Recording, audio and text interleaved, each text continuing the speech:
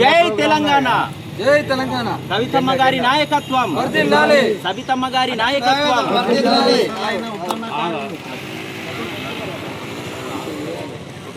మిత్రులారా, అందరికీ జై తెలంగాణ. ఇవాళ రాష్ట్ర వ్యాప్తంగా గౌరవనీయులు కల్వకుంట్ల కవితమ్మ గారు తెలంగాణ రాష్ట్ర రక్షణ సేనగా కొత్త పార్టీని ఆవిష్కరించి ఇవాళ తెలంగాణ రాష్ట్ర ప్రజలను రక్షించే దిశగా ఇవాళ పల్లెల్లో ప్రతి ఊర్లో కూడా తెలంగాణ రక్షణ సేన అనేటటువంటి ఈ పండుగను, ఈ జెండా పండుగను మనకు రాష్ట్ర వ్యాప్తంగా నిర్వహిస్తున్నటువంటి ఈ తరుణంలో ఈరోజు కౌఠాల మండల కేంద్రంలో మనము జెండా పండుగను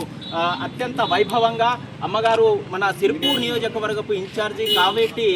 సబిత మనోహర్ గారి ఆధ్వర్యంలో, అలాగే మన జిల్లా ఇన్ఛార్జి అయినటువంటి తిరిమిల వినోద్ చారి అన్న గారి ఆధ్వర్యంలో, అలాగే ఇక్కడ బాధ్యతలు అప్పగించినటువంటి మా మిత్ర బృందం అందరి తరఫు నుండి ఇక్కడ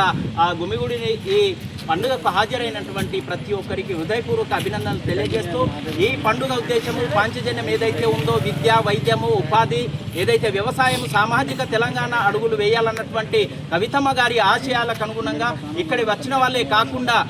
చుట్టుపక్కల ఉన్నటువంటి వారు కావచ్చు, ప్రజలు కావచ్చు, ఈ పాంచజన్య సూత్రాలను ఖచ్చితంగా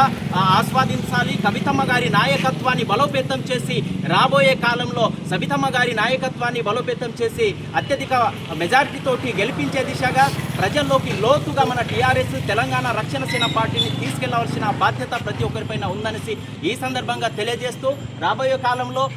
బడుగు బలహీన అట్టడుగు సామాజిక వర్గాల ప్రజలందరికీ తెలంగాణ